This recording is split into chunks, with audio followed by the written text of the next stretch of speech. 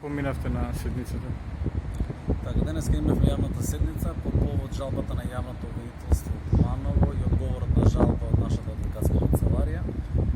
Ние како говора бевме целосно задоволни од изречената првостепена пресуда на Островското Куманово, меѓутоа јавното обвинителство изјави жалба.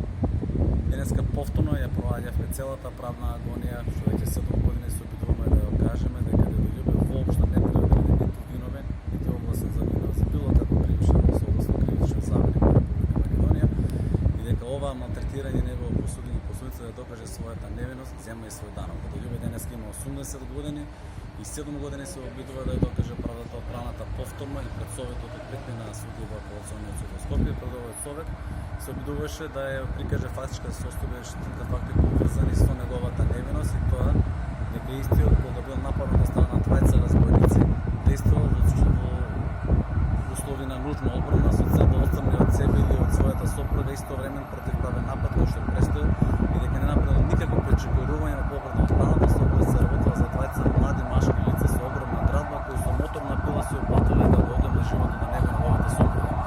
Во однос на самото оружје сметаме дека условната казна е доволен показател дека Дедолјубе Виднина нема да направи никакво кривично дело, а како што ги кажа и самиот судија известил, се работеше за муниција и оружје од 1940 и некоја година, значи во Втората светска војна, кога што Дедолјубе едва имал 2 или 3 години. Тоа што случайно се затекла над неговиот имот, кој што веќе со 4 генерации од неговиот татко дедо и парадедо било во негова собственост, не значи дека е и негово. Јас како бранител никогаш не бев му дозволил да да подпише потврда за одземени премети, меѓутоа полицијата го искористила тој момент да му го припише целото на него.